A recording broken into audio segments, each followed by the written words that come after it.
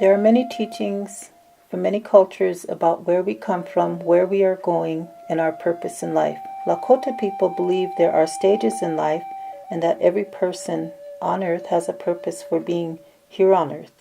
We're going to talk about O'Inaji Dopa. O'Inaji refers to a stage, Dopa refers to 4. From the Lakota perspective, there are teachings within the stages of life that will ensure a smooth journey and that will ensure that children have every opportunity to develop in a healthy way, physically, mentally, emotionally, and spiritually. With that in mind, the value of wotakuye, which is a Lakota term for kinship and is viewed to be the foundation of Lakota society, was taken very seriously. When a young woman became pregnant, the female relatives would come together and would give her teachings about how to care for herself and her unborn baby.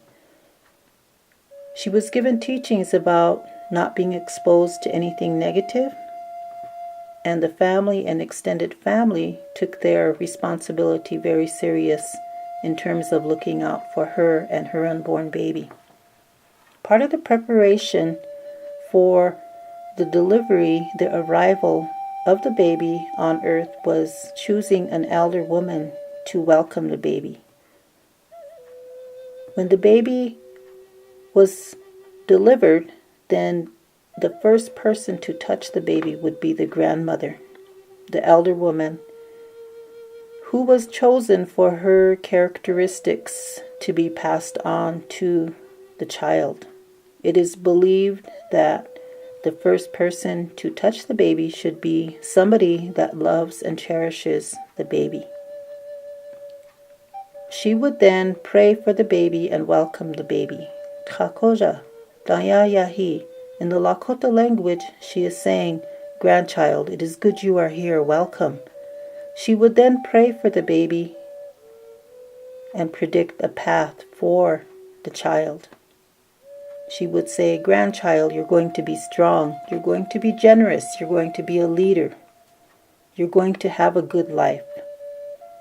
In short, what she was doing was showing the spiritual path of the journey in life to the child, to the spirit of the child. She would then clean out the baby's mouth, I owichayu juntapi, which is a term for cleaning the mouth by the grandmother. She would predict the path for the baby. A Lakota name was given soon after birth. And the reason the spirit name was important to be given soon after birth was to ground the child to this earth.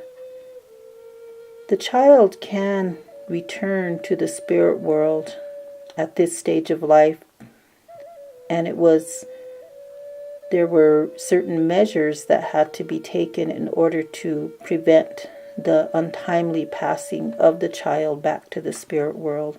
And giving a Lakota name, predicting the path, making a prayer, and welcoming the baby were measures that were taken to ensure that the baby was welcomed and that the baby had a clear path in life.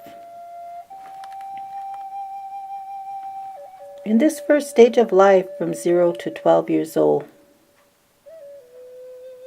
it was believed that the child should have a joyful life, a happy life, that the child should be guaranteed happiness, good health, safety, wellness, love, being cherished, and that the relatives were responsible for ensuring that.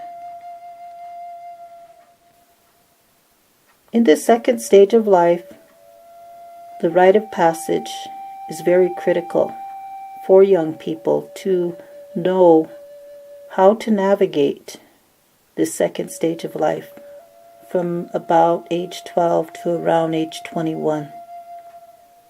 In the Lakota language, Ishnati Awichaloapi translates to, they sing for her that dwells alone, which is a reference to her monthly purification time.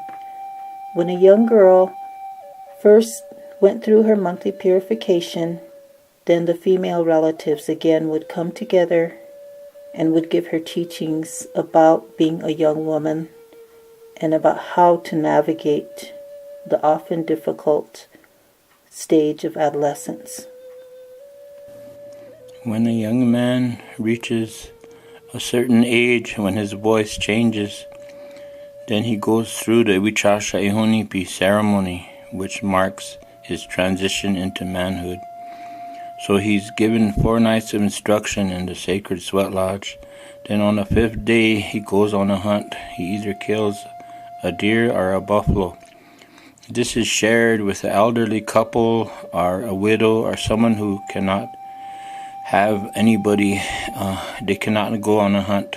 So he shares his kill and a song of praise is sung for him. And from this day forward, he is known as a generous person within the community. This is sharing is a virtue that we try to strive throughout our life as Lakota people, and it's a mark of generosity. Having these rites of passage for the young man and the young woman gave them additional information, additional directions in their journey through life so that they could have a smooth journey through that stage of life and the subsequent stages. In the 3rd stage of life, by the time they reach the age, the young man, the young woman reaches the age of having their own families, they now have enough teachings to pass on to their children. There are teachings within this 3rd stage of life about marriage, about relationships, about raising children, being a parent, and passing on the teachings in a healthy way. There are certain ceremonies done. For example, when a young couple came together, there would be a marriage bundle ceremony. If they chose to spend their life together and raise a family, they would be given teachings by the elders about how to have a healthy relationship, about how to raise their children in a healthy way and to put them first. In the 4th stage of life, around 50, 55, 60, there's no certain age that this would happen. It would depend on the individual.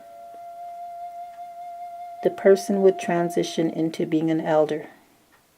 And this role of being an elder includes providing teachings, ensuring social order, observing custom law, and ensuring spiritual order. When the elder was ready to return to the spirit world, it is hoped for and prayed for that this passing would be peaceful. That one day the elder would go to sleep and would return to the spirit world without any trauma, without any sickness.